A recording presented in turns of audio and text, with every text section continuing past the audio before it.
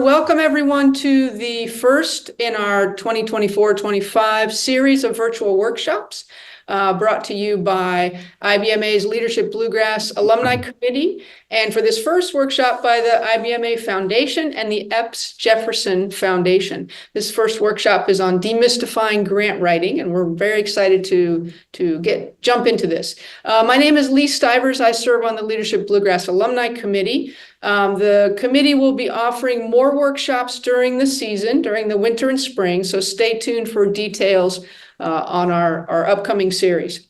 Before I turn this over to Nancy Cardwell from the IBMA Foundation to get things started, just want to mention a couple things. We encourage you to put in comments and we encourage you to put in comments and questions into the chat, and we will have time at the end of the webinar, the last section of the webinar, to have a question and answer period.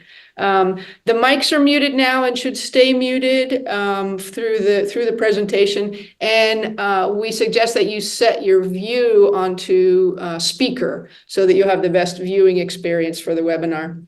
This is also being recorded, and the recording will be made available online sometime after the webinar is finished for people who may not have been able to make the webinar. Okay, I'm going to turn this over to Nancy. Hello, everyone. It's good to see you. My name is Nancy Cardwell, and I'm the Executive Director of the IBMA Foundation. Thanks so much for coming today. First of all, I'd like to give a big thank you to our sponsor for the webinar today, the Epps Jefferson Foundation. Their mission is to help build life skills through the arts, and they believe that participating in the arts will brighten your day and may even change your life. I think most of us here would agree with that statement. They are based in New Hampshire. They were founded by William D. Epps, and the Jefferson in the name is the Jefferson you're guessing. It's Thomas Jefferson, the president. So the fellow that founded this foundation is a distant relative of Jefferson.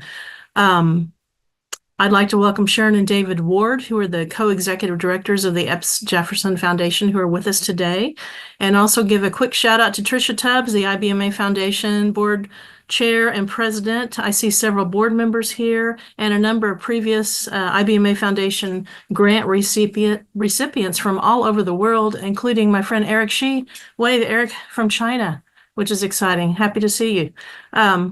It's my honor today and privilege to introduce our presenter. Her name is Jenny Human with two N's on the end, and she lives in the Nashville, Tennessee area. She is a woman of many talents.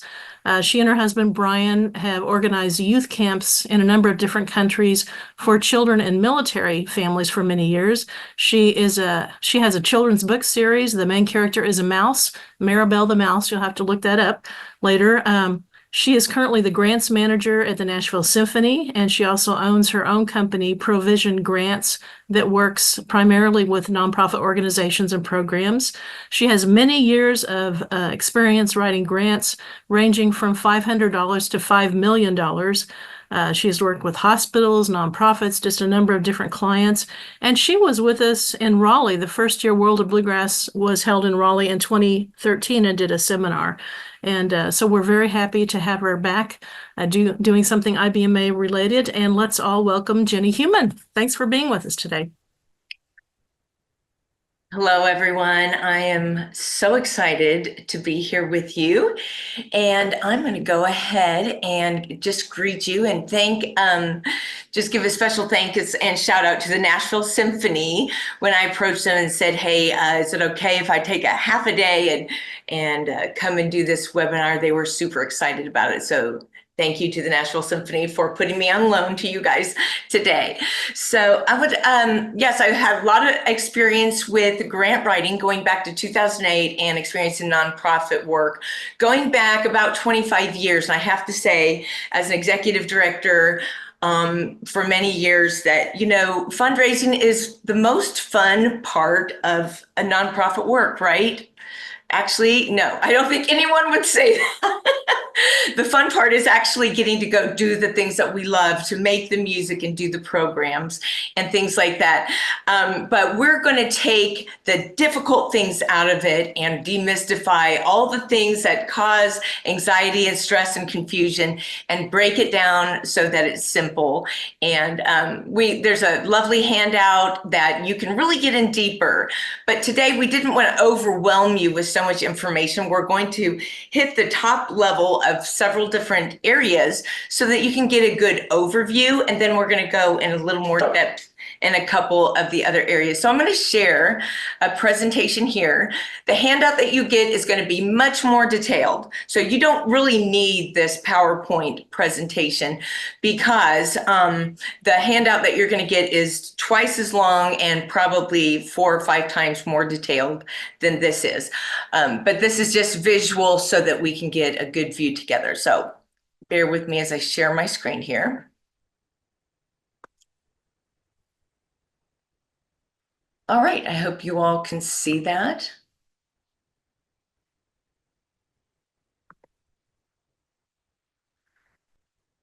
All right, so these are a few of the things that we're going to go through today. And like Nancy said, started off writing grants very small, just $500 to $2,000. And one of the, I guess the largest grant I ever won was a $5 million grant. So that was a good day for me. The day that we got the announcement that we had won a $5 million government grant. And that was very difficult. It was 83 pages of writing. And so don't worry, we're not going to throw you into the deep end with that sort of thing. We're going to be talking a lot about private nonprofit grants, but I also want to go through and just hit on different kinds of grants and what grants actually are, so that we take some of the misunderstanding out of what grants are. We'll go through a few quick terms so that we don't get lost in the terminology. On the handout that you'll get, there literally, I think there's almost 9 pages of terminology just as a reference, so that you can go back through. If you run into a term that you don't know, you can look it up there. We're going to go into how you can find good prospects. That means foundations that have the money. How do you find out where they are and whether you're a good match for them? And then how do you set up yourself for success? What are the steps that you need to take to be successful? And then you begin writing a basic proposal, which is going to be like your sourdough starter, right? That's going to be the piece that you go and bake lots of loaves of bread with. There's a few cooking analogies in this, right? So, but that is your basic proposal that you'll be able to take bits out of and reproduce many times over. You can't just copy and paste it verbatim. You need to tailor it for every foundation, but it is a great place to start, and it will really launch you into being able to get your grant proposals out quickly. And then your next steps. When you get the money, celebration, right? Yes, but there's also some responsibilities and some next steps that come with that. So let's go through it. We want to stay close to the time here and stay within the next 50 minutes of the presentation so that we can get to the Q&As. And Jenny, let me just jump in here and let people know, if you haven't seen it already, the handout she's talking about, I've posted it in the chat. You can download it directly. I've also posted a link to where it lives in a Google Drive folder, so you can download it as we go. Thank you. Absolutely. That's great. Okay, so let's go to the first slide. Oh, this is just our introductions. That's myself and our wonderful folks that brought you this webinar today. So thank you. First of all, what are grants? People have a lot of misunderstanding about what grants are. I get approached from a lot of folks that want to start a business, people going to colleges. Those are different kinds of grants. What you're looking for are going to be grants that are giving out for nonprofit work. And so whether there's grants for individuals doing work that benefits a whole. So this is nonprofit, if you're doing charitable work, you're benefiting the community at large, or you're benefiting other people. So the foundations that are giving, whether they're government or corporate or private foundations, they're giving because it's a benefit to other people. So a grant is a financial donation, but it's financial donation that they're giving. There are some strings attached. A lot of folks that come to me say, well, I don't want to get grants because I don't want anyone telling me how to run my organization.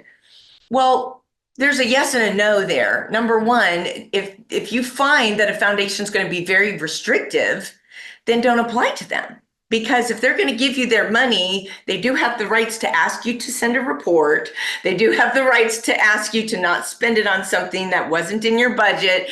They have those rights to ask that, to look through your financials and things like that.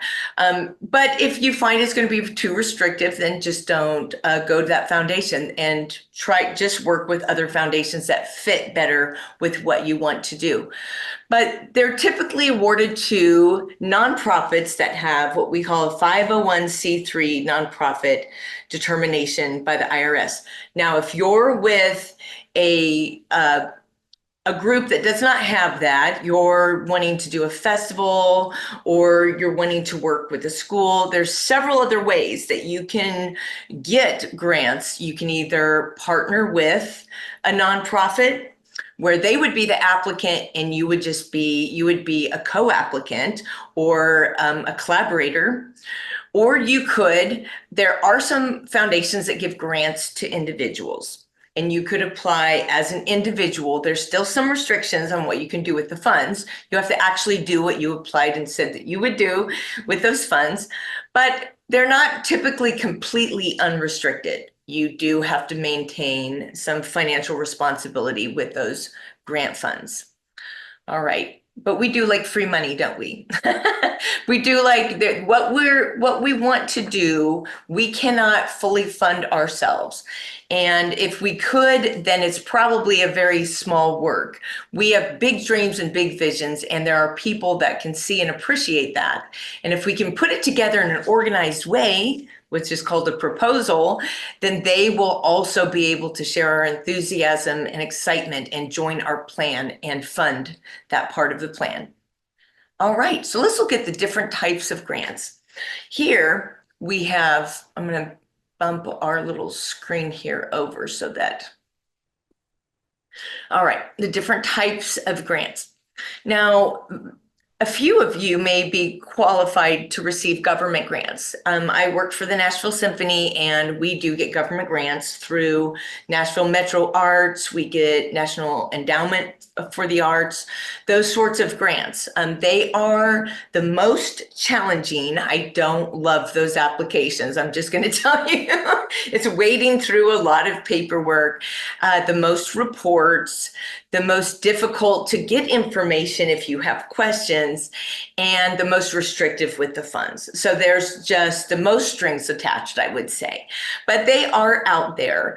For example, we do community concerts in the park, and that would come through the Parks and Rec through the city. So there are opportunities to also get grants for things like that. If you are a music group that wants to do things and work through the summer park program in your city.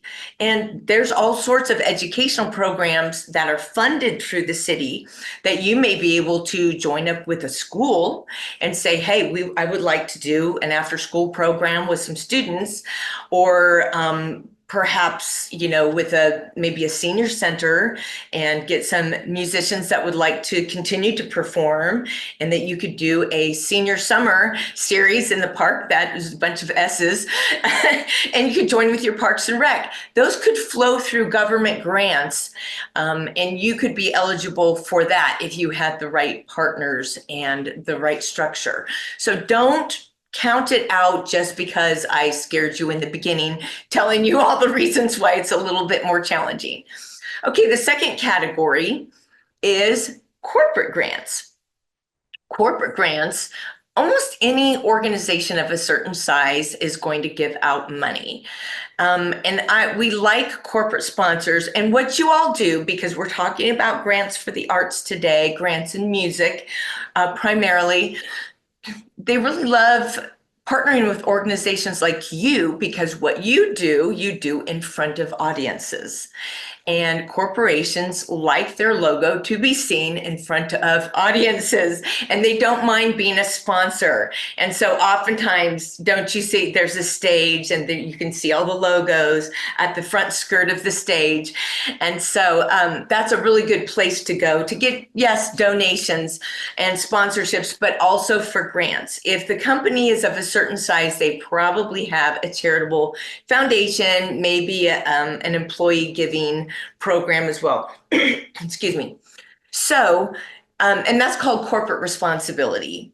And it's sort of the pressure on a company to give away at least 5% of their overall profit revenue.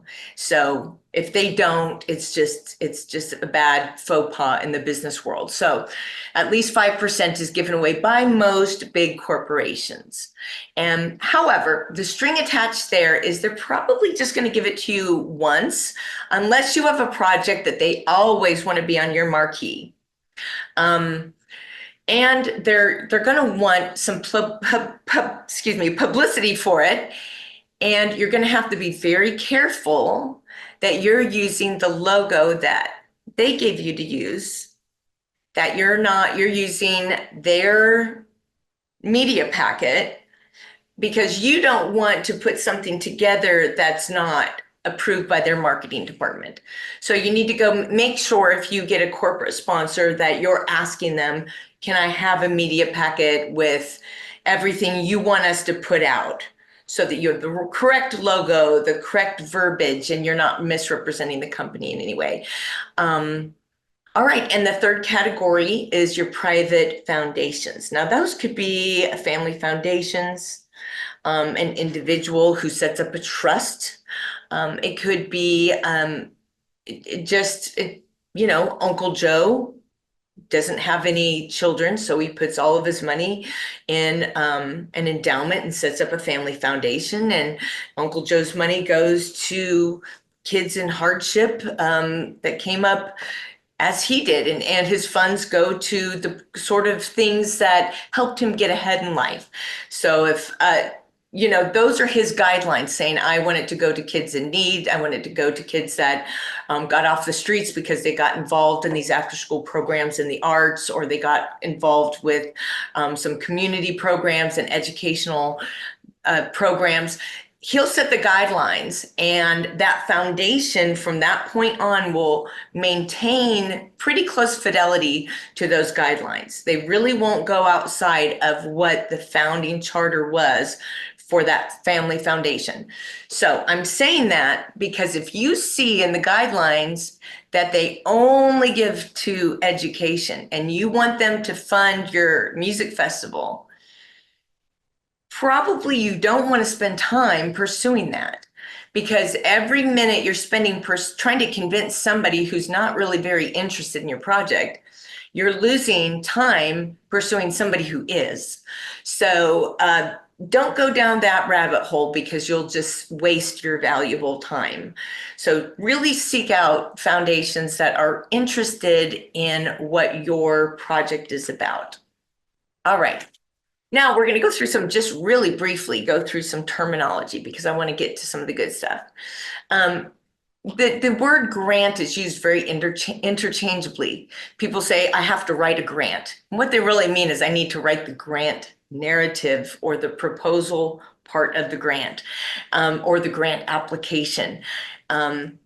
The actual instructions, they'll say, oh, I'm reading the grant. Well, they mean the grant instructions or the guidelines. So it's sort of a term that is a catch-all and can be a little bit confusing. So I put that in there so that you could go back and look at what they're talking about. The next is, if you see that a foundation puts out a request for proposals, it's going to be a pretty unique, specific thing. It might be saying, we're putting out for an arts organization, we're putting out requests for proposals for educational programs for elementary age children in economic circumstances that are below the poverty line. So you would not be able to apply if your project doesn't fall within the bounds of that RFP. So, because it's very specific. Now, if they don't have an RFP out, your project may align with them. You just have a little bit more room to put your project in there. But if it's an RFP, you really need to be careful and read it through and say, it's a very specific thing that they're asking for, that they're interested in. They've come up with their own program saying, this is what we like to fund. And you'll need to fit in that guideline, otherwise don't apply. All right, a collaborative partner, we discussed that a few minutes ago. That's if you join forces with somebody else, or somebody joins forces with you, and you're going to work together to get a grant and then do the work. So you're sharing resources, you're sharing finances, you're sharing people, but you're collaborating on some level. All right, a letter of inquiry. I won't stay very long on any of these because you'll go back in your form and be able to look these up. If you don't know if you're a good fit, say, I've got this project, but I'm a little on the fence of whether that's a good prospect for me, send them a letter. And you can go online and even Google it and what's a standard letter of inquiry. But it should only be about a page where you introduce yourself, a little bit about your project. Make sure that you read up about the organization that you're sending it to first so that you can make sure that you're respecting them enough to at least be knowledgeable about them before you send them a letter. Because they can tell that you didn't really understand what they were about and you just send them a letter. But that's what I call the handshake. And it says, hey, you, here's me. I would be interested in applying to your foundation if you feel like it's a good fit for your funding priorities. And you might not always get a response, but it could really open the door for you. And your letter of inquiry, you can replicate probably 80% of that on every single letter you send out. The bulk of it you can replicate and just maybe edit the front, the top, and the bottom just to be specific for the organization. Letters of support are if you have folks in the community that say, hey, I've worked with you guys before. I think you're wonderful. And what you're doing is really important. They can come and give you a thumbs up and say, I hope you get that grant. Well, that's wonderful. But if they can put that in writing and you can attach that letter of support to your grant, then the funder knows, the foundation, when they get your proposal, know, hey, there's folks in the community that can vouch for these people. There's folks that say, hey, I've been with them when they've done other projects and they do a great job. So that just lends a lot of credibility to you and to your organization and to your work ethic. So get letters of support. Also, if you're applying as an independent musician, those letters of support can come across also as a reference for you. And I think this is later on, I think it's in the packet, I put this. If you are doing that, please make sure before you send it out and list someone's name that you contact them and just say, hey, getting ready to send out some, add some letters of support that you wrote me 6 months ago in this packet, just letting you know if such and such foundation calls that I'm going to put it in there unless you object. Because it's really awkward to be the person that gets a phone call. I've gotten phone calls from somebody that I haven't talked to them in 2 years, and they're putting me down as a reference. And I thought, well, I hope they're still great. I don't really know. So make sure you connect with the people that if you're going to list them in your proposal, it's really a courtesy, and courtesy goes a long, long way. Your executive summary is the beginning. It's of your proposal, but it's the very thing that you write at the end, because it should be that snapshot picture of your whole project that you can put in about 3 lines. Really no more than 4 or 5, but you should just a couple lines that say, this is exactly what this proposal is about. And that executive summary is going to tell the reader that they should go on and read your proposal, or no, it's not a good fit for them. So executive summary is probably the most important few lines of your entire document because it really summarizes everything else that's in there. And it gives them the motivation to go on and read everything else you've written. And I'm going to stop here and say this. I've been on both sides. I've been with many foundations that have told me that 98 to 99% of the proposals and applications they get are wonderful. They're well written, they're well thought out, but they can only fund 10% of them. So it's very competitive. They're going to fund the ones that are the most well put together. And so when they read through that executive summary, it has to spark something inside them to say, this is worth turning the page for, because there are foundations that they have so many applications that if that executive summary doesn't resonate and they think this probably isn't a good project for us, they'll just set it to the side. I've had folks tell me that they just, for the sake of time, they just said, I read the executive summary, figured it wasn't a good fit. And that could just come down to that executive summary wasn't well written and it didn't really reflect the project well. So at the very end, just go through, have somebody else read it. And if they have questions, if it's not clear to them, it probably won't be clear to the people receiving. All right, I don't want you to get too bogged down in this, so I'm going to speed it up. Your outcomes are the changes or benefits from your project. Your budget narrative is an explanation of how you came up with your budget line by line. And your letters of support are those, I think we kind of went through that already. Okay, we're going to get to the fun part here. You ever find money on the ground?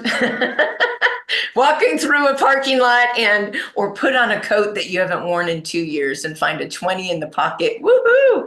So exciting. Well, we are going to show you how to find the folks that have the funds and whether or not they're a good fit for you. And this is the fun part. I wanted to get through all the verbiage first and get some excitement for the fun part of prospecting. And then we're going to go into what a proposal looks like. All right, so let's see, how do you find the people who have the money and how do you determine whether you're a good fit for their organization or whether you qualify? All right, finding grants for the arts. There's government grants, and I listed a couple there, National Endowment, your city and state. I listed the ones here in Tennessee. Whatever state you're in, you can look up there in your city and statewide. There's an arts council, every state has one. Public and private, you can use different website listings. That handout that you have has a tremendous amount listed, so I didn't put them all here. One that wasn't in the handout is Grant Makers in the Arts, which is a new website I just discovered. You can go to local business associations and your Chamber of Commerce and find out what companies are in your area. And you can go to them and find out if they have a foundation that you could apply to. They want to fund in the area that they have a company presence. You can go to subscription sites if you want to pay a little bit. Some of them are as cheap as you can get some for $99 a year. Some of the professional versions are $240, $250 a month. That's pretty expensive. So most folks don't get those. But I'm going to show you how to get them for free. Because that's the good stuff, right? I'm going to show you how to get the one that is considered the gold standard that professional grant writers use for free by using your good old public library. It's a very underused resource these days because we do everything electronically and we forget how to go into a physical library and check out a physical book. But we're going to go back to our library and figure out how to get some free grant resources. You can use Foundation Directory. It is a service of Candid.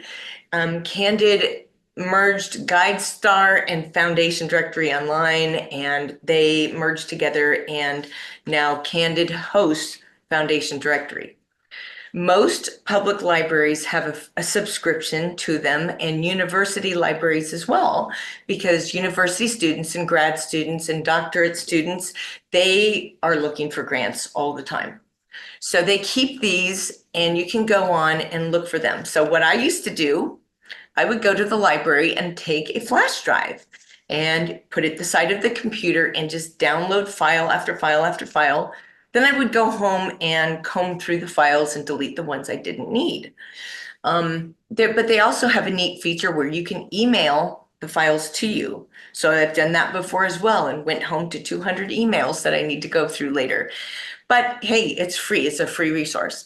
I want to show you really quickly how simple it is to find the needle in a haystack when you have a metal detector. That's what this is. People asked and tell me I've been looking for grants and I cannot find anybody who gives grants, or they've been applying to the wrong foundations because it's the only foundations they knew about. Well, let's get a metal detector and then you can find that needle in a haystack. This is what the foundation directory is when you go to a library.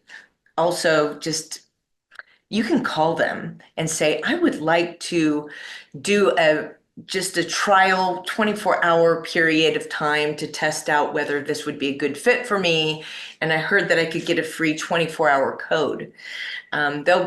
They used to, at least, I hope they still do, give you a 24-hour code, and then you just go to work for a full day and get as many prospects as you can. So that's another way that you don't have to pay $200. But what you do is you just go in here and you're able to put in, and I used an example here, folk music, musical ensembles, and vocal music. All right, so I'm searching my subject area. The next thing is I'm going to search North Carolina. So I'm saying, okay, this hypothetical example is I want to do a musical project in Raleigh. I picked Raleigh because that's where I was last with IBMA in Raleigh for their conference there. So let's say I want to do a musical project in Raleigh. So I put some music categories and I put Raleigh. Now, let's go here. This is what pops up, the first slide on the upper right. 344 charitable foundations match music and Raleigh. Well, that's interesting, but I don't know how long it would take for me to comb through files for over 300 foundations. So I'm going to go back, and you can look right underneath and then add in, let's say, just foundations that are based in Raleigh. Because if they're based in Raleigh, they're local people, they're really going to be interested in a local project. So I filtered out any kind of national organizations and just Raleigh funders that live in Raleigh. And I came up with 23. Out of those 23, they all give music grants. And out of those, I found 15 that would be a close match to an organization that wasn't huge. If you wanted to get a $5,000 to $50,000 grant to do a project in Raleigh, that they would be a good match. All right, so what I could do is, you see here that I checked the boxes. Okay, look at the graph on the right.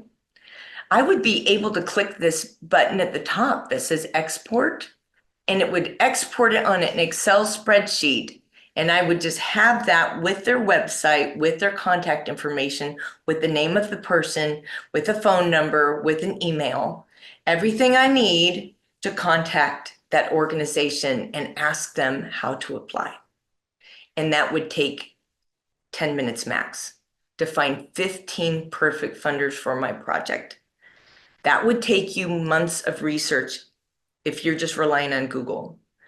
So that's why I'm saying, that's why I took a few minutes to show you that there are search engines that you can pay for, or you can go to library and get for free, that will help you do the work so much faster and come up with the best results that you could get.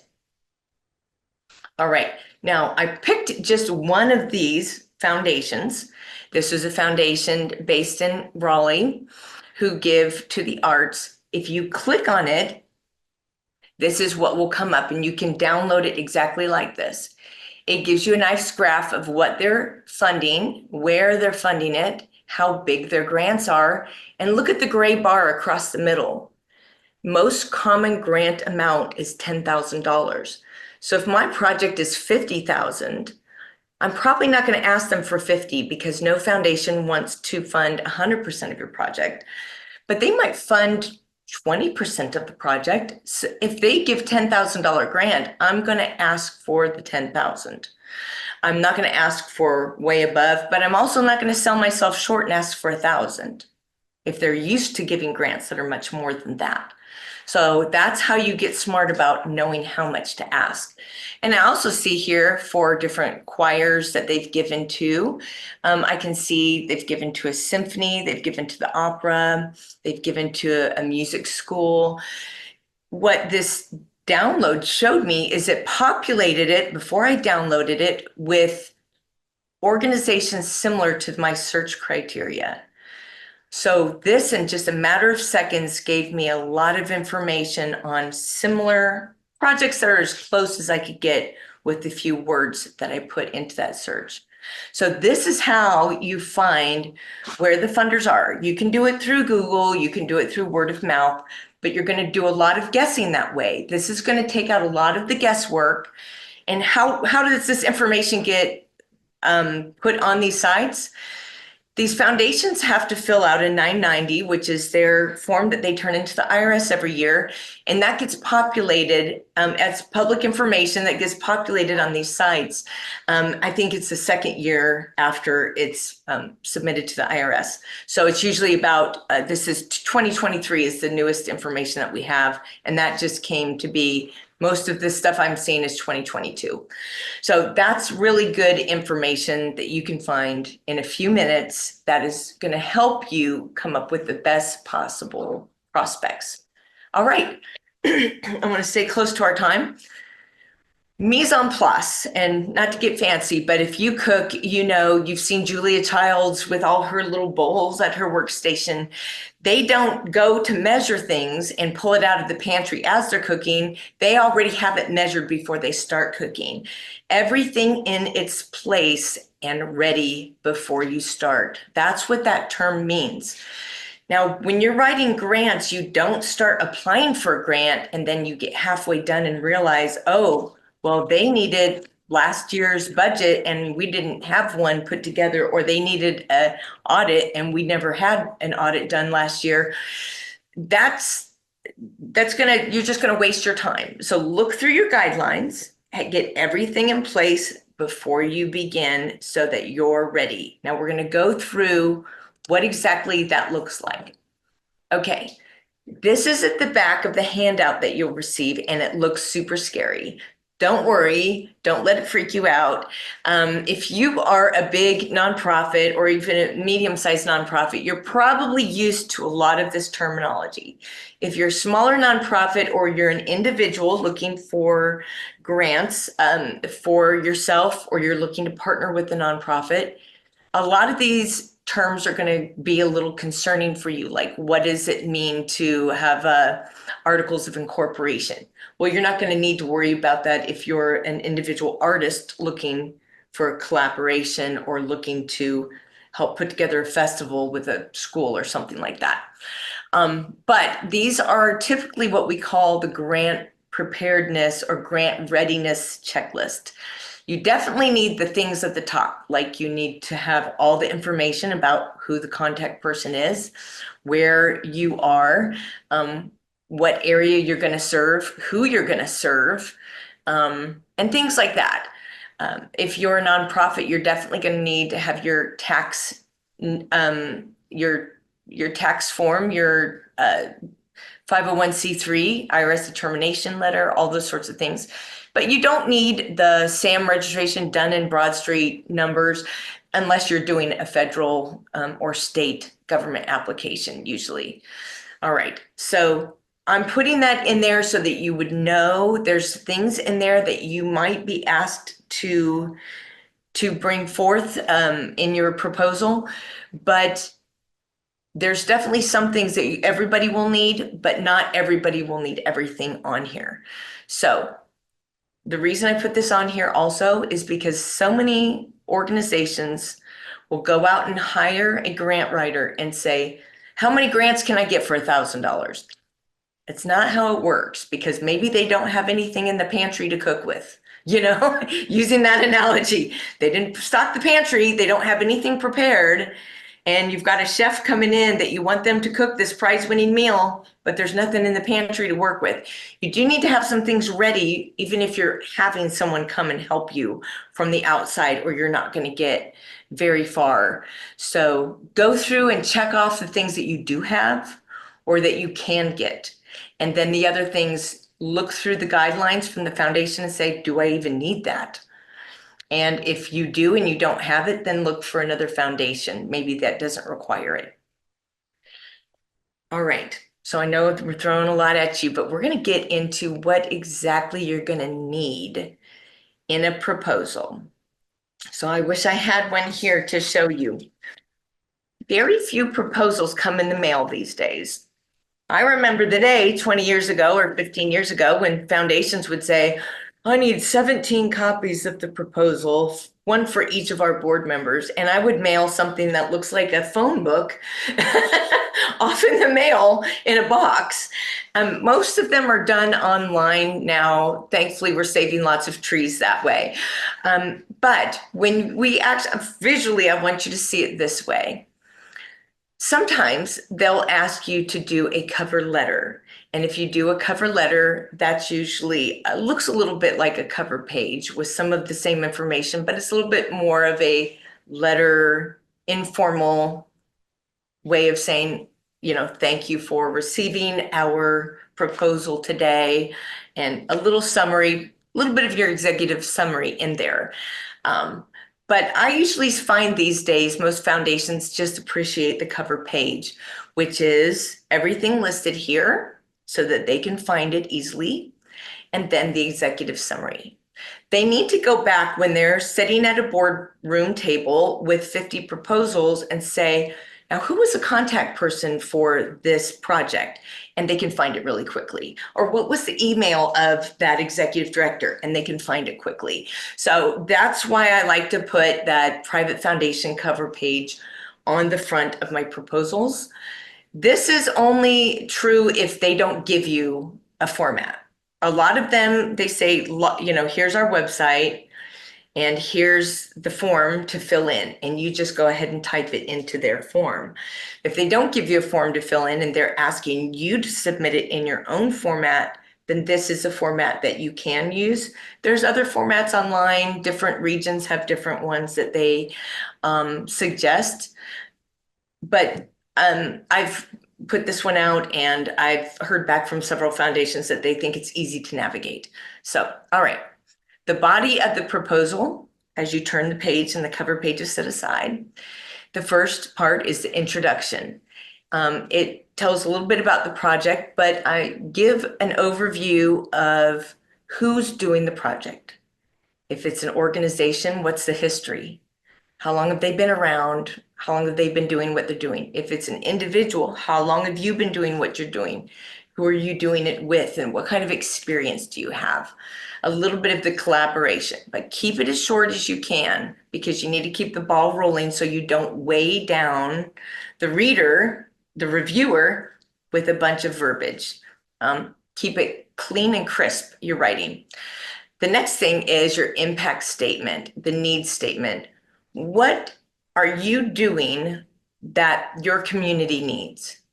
Are you doing a music education program that the schools don't offer? I can tell you here in Nashville, there are certain school districts that their music education department in their schools is very limited. And they don't have any, for example, they don't have any strings at all. They don't offer that. So there's groups that'll go in and just teach They'll teach fiddle and violin and then cello, and they'll teach strings. And I think that's wonderful because not every kid wants to play the piano. So those are programs that they could see there's a need and go in and provide.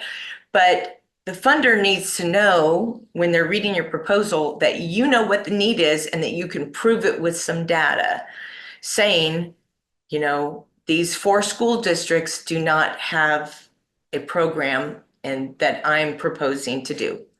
That's just an example I'm giving. But state what the need is. If you, for example, want to do, we'll go back to our senior summer concert series out in the parks, that you have some seniors that are very talented, but they don't have the opportunities they used to have. That is a need. You're filling a need by helping these wonderful folks that are retired get back in and use their talents and invest in their community. And you're also blessing the community with the talents of this wonderful group. So you're showing how you're meeting the need in your community. So after that impact statement or need statement, showing the funder why it's important, you're going to go into your goals and your objectives. What do you hope at the end you're going to be able to achieve? You need to list several things. Don't make it a list of 10. List out, I'd say 3 is a good number. 4, if you need to get to 4, but 3 is a pretty good number. 2 seems a little shortchanged sometimes, of what the endpoint thing that you want to say. For our senior summer, it would be to encourage seniors, to use their skills. We're going to help every senior to re-engage their gifts or whatever. I'm just making stuff up. But that you would have something measurable, that out of a nursing home that you have 20 folks that have mobility and want to use their talent still, that you're going to say at least 80% of those will be involved in your program. And you're going to give a number so that you can qualify it at the end that you actually reached somewhere close to that number. And so you have something that you can measure at the end of it. And then your objectives are kind of this, how did you get to your goal, those step-by-step objectives, and your evaluation is, how do you know that you reached it? What is your ruler that you're measuring that I got from here to there? And sometimes it's just a satisfaction survey that everyone loved your program. Sometimes it's how many behinds were in the seats, counting heads at people that showed up for your performances. It could be how many students you had in a class if you're doing music education, that sort of thing. Or how many people that started your program actually completed it at the end. You had retention. So that could be one of your goals, that we want retention. We want our students that start off in music education to graduate and to finish the program and to go on with their music education to the next step. All right, so you want something you can measure. And then your activities. What's the actual work that will be done? Things that you can put on a calendar. What's the actual things that you will go to and do? What's the work? Your activities, your methods, and your timeline. I find that having a chart with a timeline is very helpful. That visual is not only helpful for the people that are reviewing your proposal, it's really helpful for your team that's working with you. It's really helpful for you when you're trying to do reports to say, are we on track at the mid-year point? We've been doing this grant for 6 months and we said we'd be here by now, and we better kick things up a notch. So having a timeline that says, in 6 months, we will have at least this many students in our class. That will help you stay on track. So yeah, that is something that's important. I would suggest when you look at your timeline, though, if you've worked on grants before, be nice to yourself. Don't start off saying, in month 1, we're going to recruit 100 people to work with us. We're going to have 50 volunteers and we're going to take the world on. Just say, we're going to have our, first marketing meeting. We're going to get the materials out. We're going to do this, because every foundation knows that you need to launch when you get that check. That there's some things you can't do until the money's in the bank. And if they see that you're trying to do too much too fast, you're probably not going to be able to get it done. They need to see that your pace is realistic as well. So yeah, I'm sure you have lots of questions about that, and hopefully I've not overwhelmed you too much. But let's go into a little bit about the budget. A lot of foundations have a budget form that you can use, but you should come up with a basic budget. There are a tremendous amount of free resources. On your handout, I've listed a bunch of organizations that like Grant Station and Candid that have a lot of free resources. They have paid resources, but they have a lot of free ones as well. Some of those are templates, like a grant budget template. There's timeline templates. There's lots of good things there. So you can go and put that budget together so that it makes sense and you know what your final number is before you go submitting applications. You're going to know what you need. And it's concise, it's detailed and planned out. It's able to stand up on its own. It's not, you know, you're not going to sink the ship if you know, because you didn't consider this or that. It's going to be tied to your goals and objectives in your narrative, and it's going to be simple. It's not going to be so detailed that it's overwhelming to get through. Most budgets can be on one page. If it's a super complex project, it might be on 2 pages. But I would say you can probably still get it down to a simplified budget on 1 page.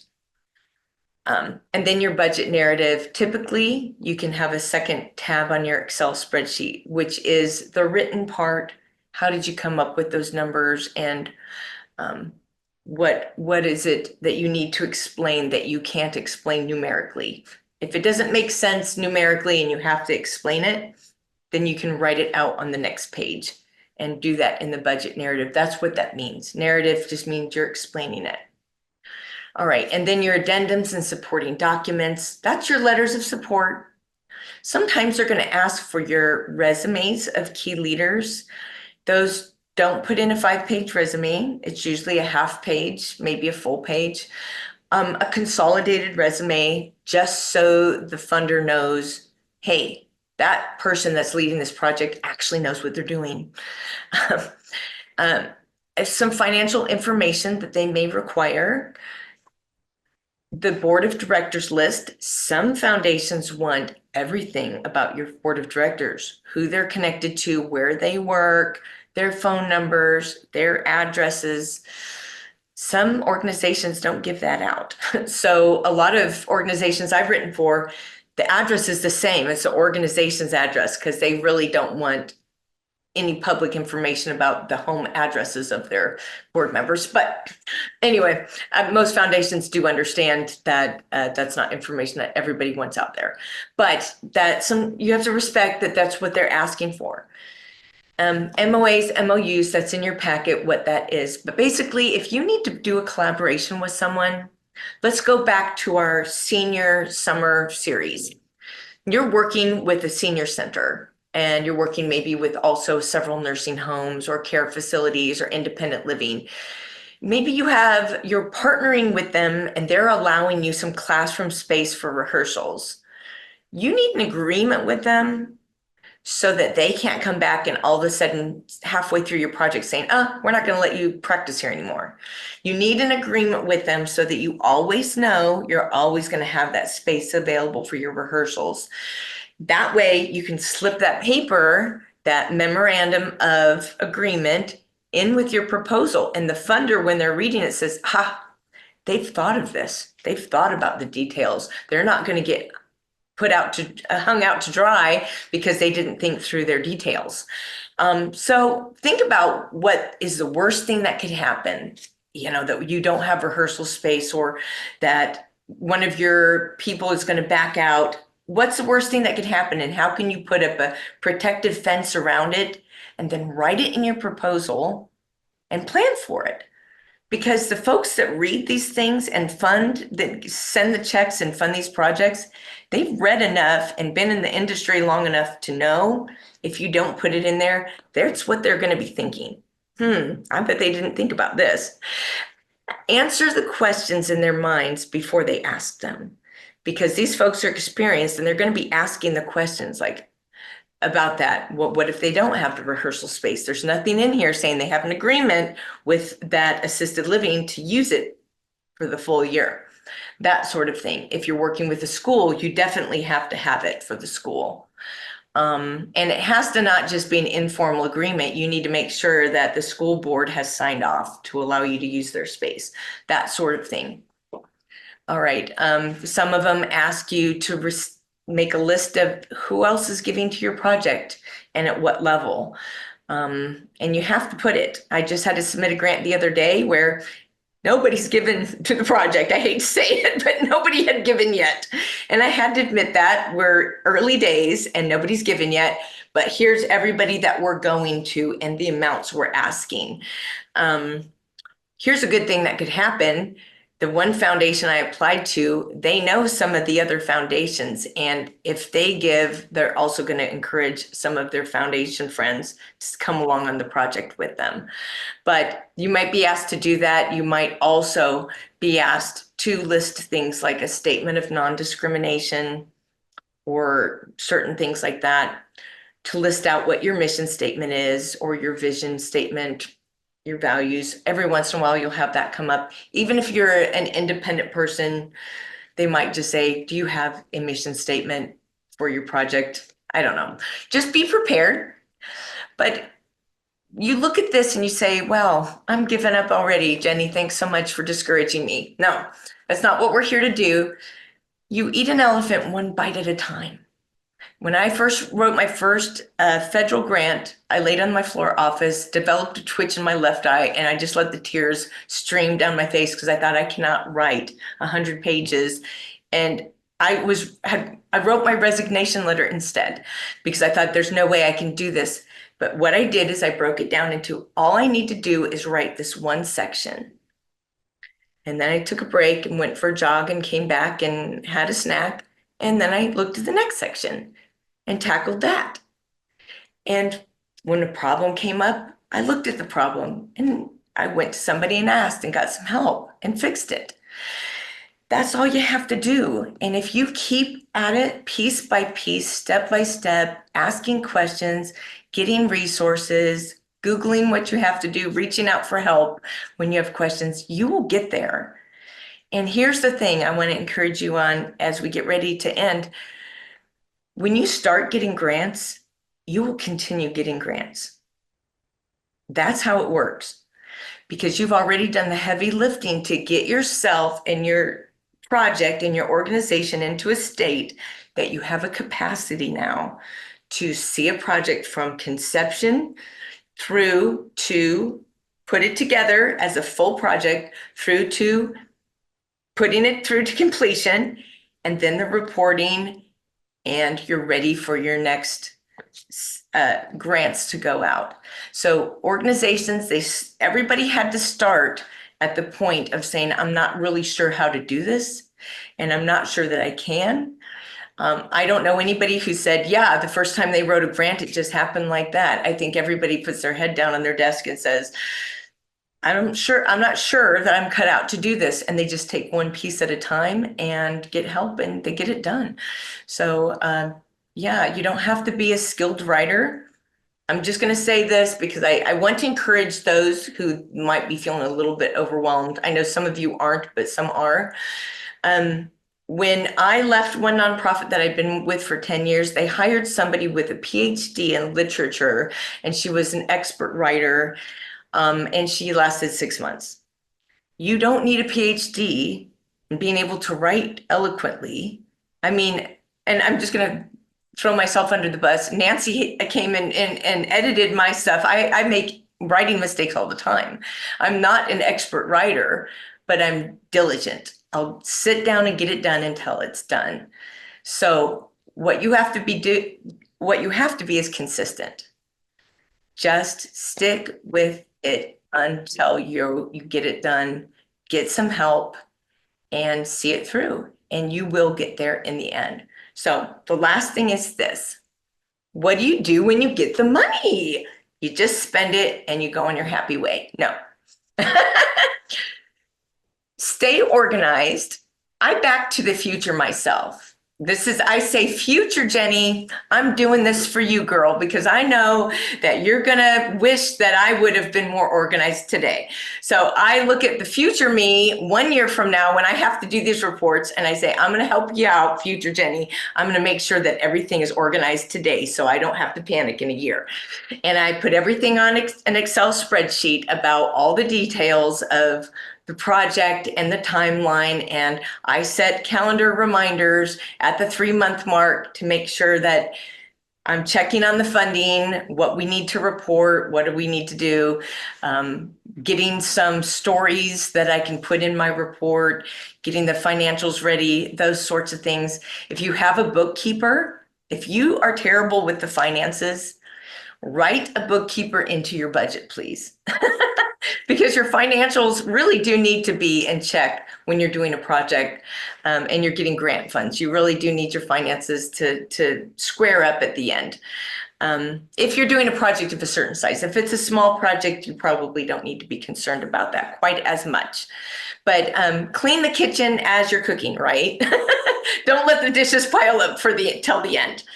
All right, so keep your list of what foundations you've applied to, who said yes, who said no, who's still thinking about it, and then keep another list of the ones that said yes, what do they need from you at what time period?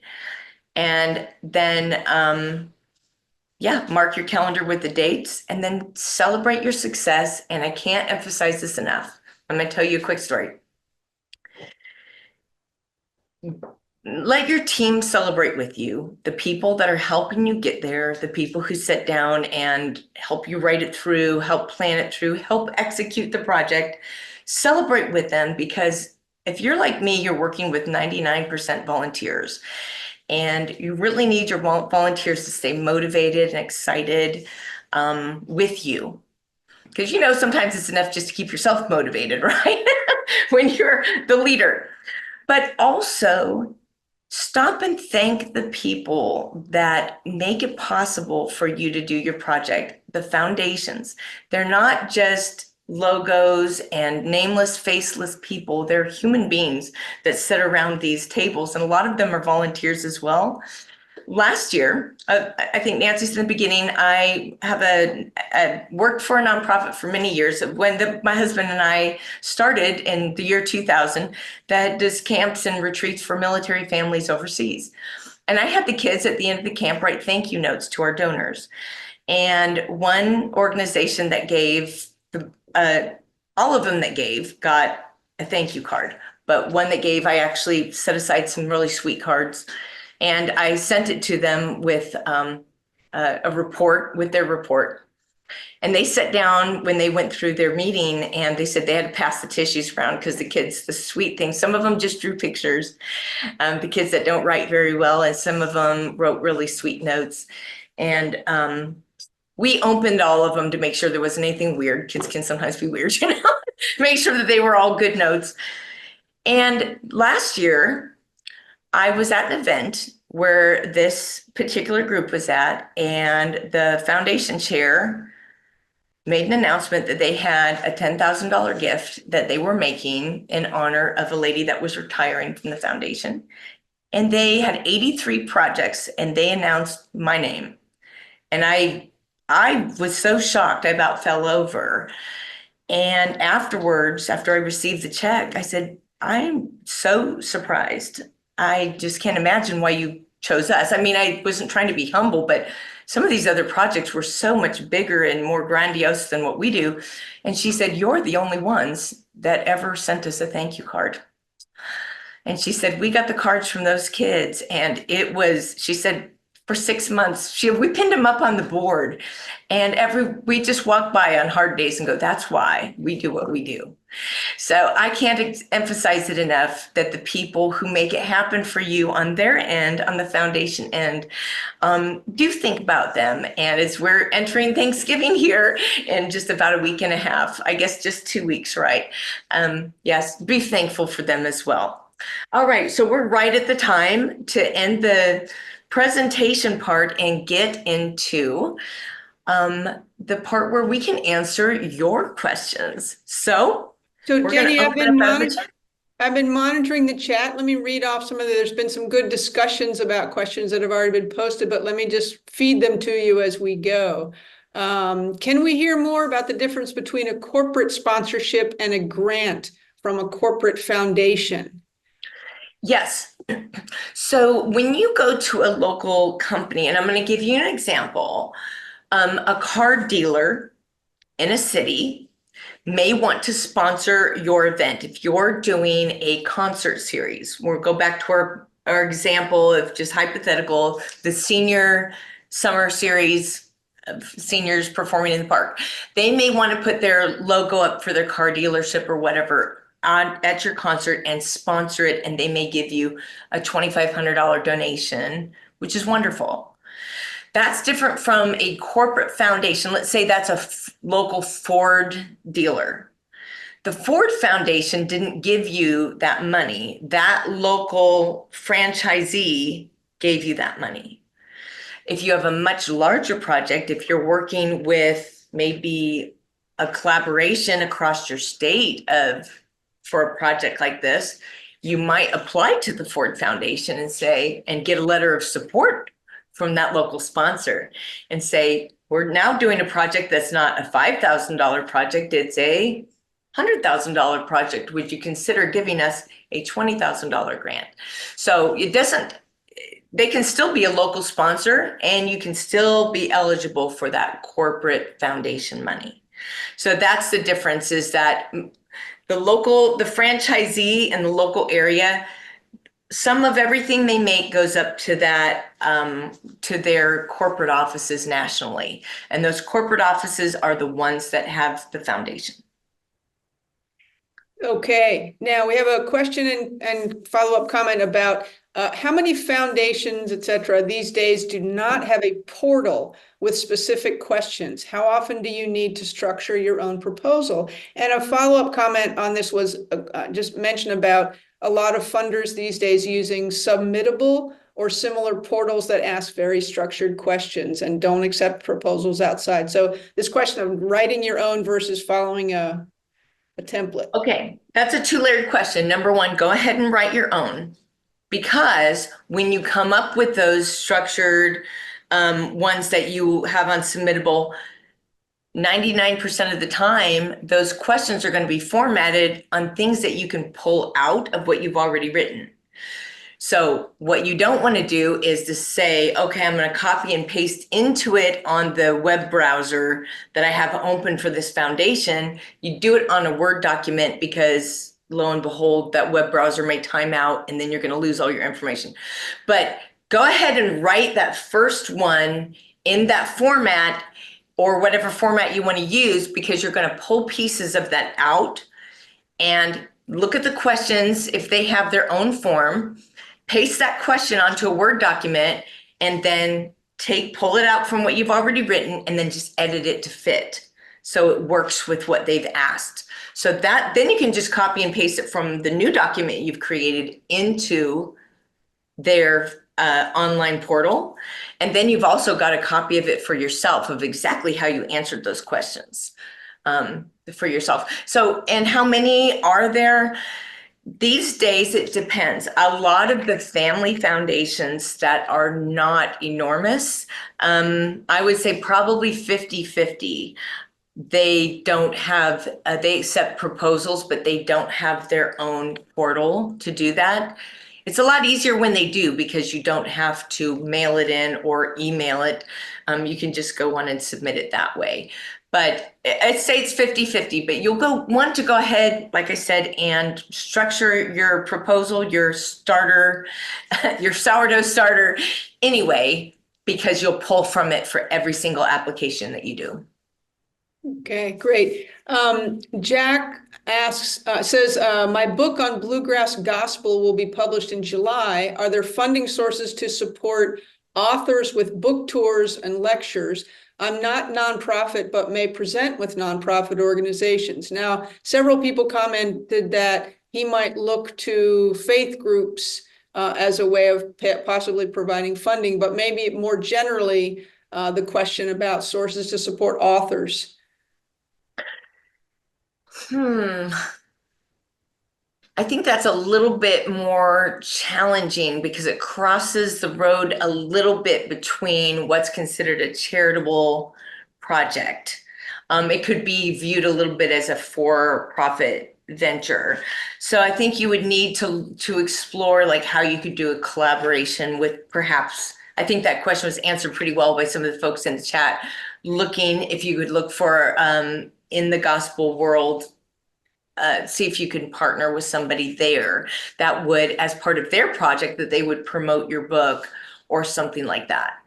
But yeah, I think that would be the direction you would have to go to get it funded through a grant. Because a lot of the things, and the same goes for, it's a little bit different with music publishing, because there are arts foundations that do want to promote you to do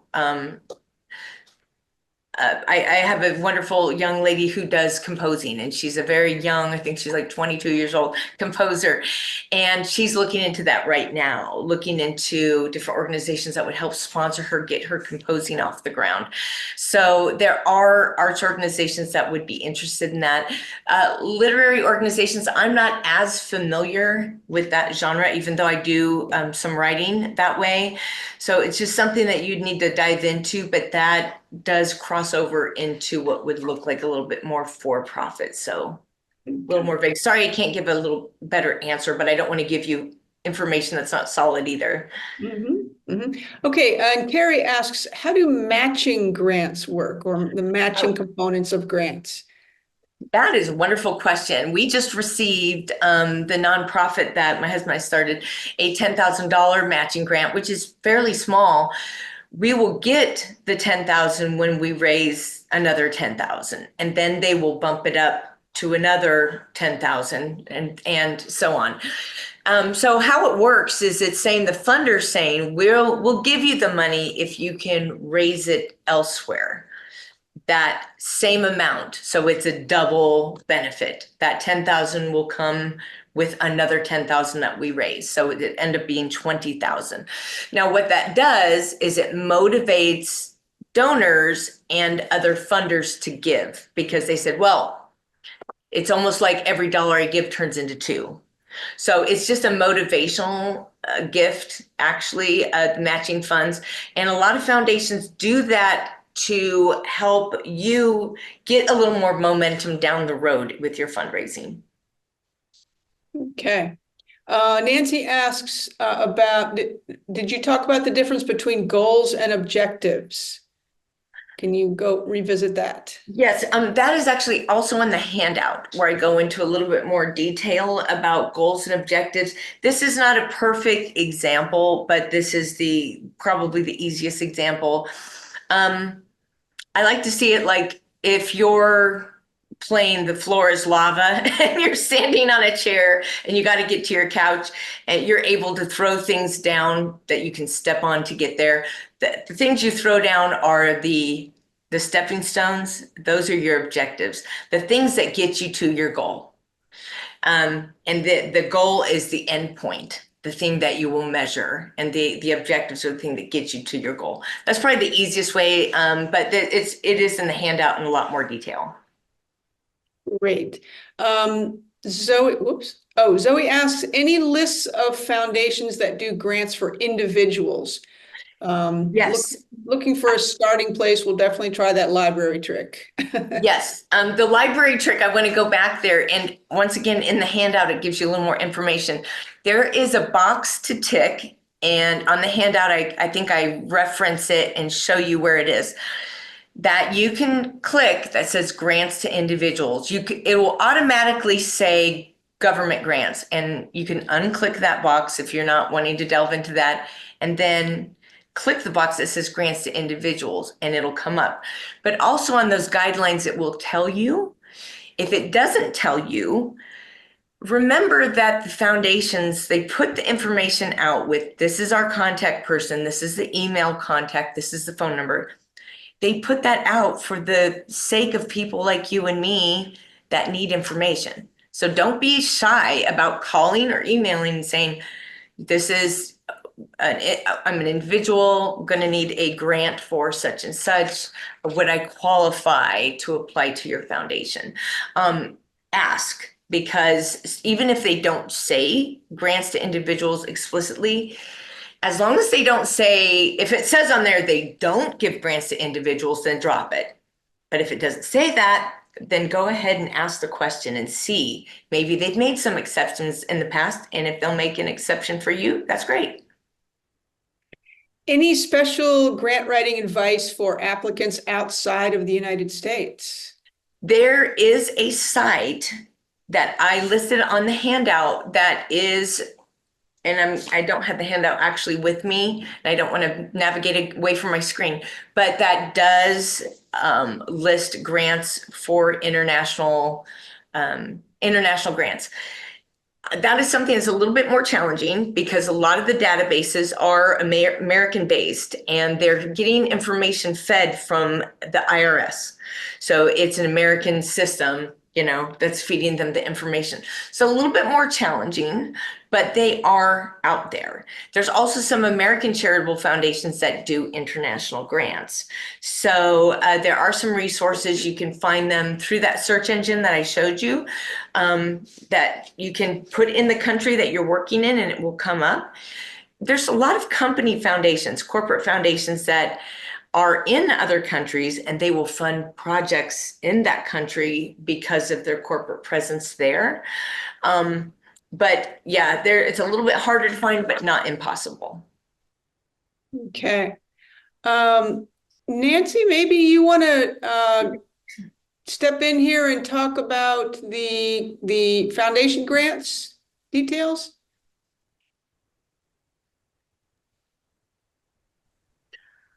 Sure, thank you. Yeah, and if anyone else has additional questions, please keep typing. We've got another 15 minutes left. If you go to our website, it's bluegrassfoundation.org.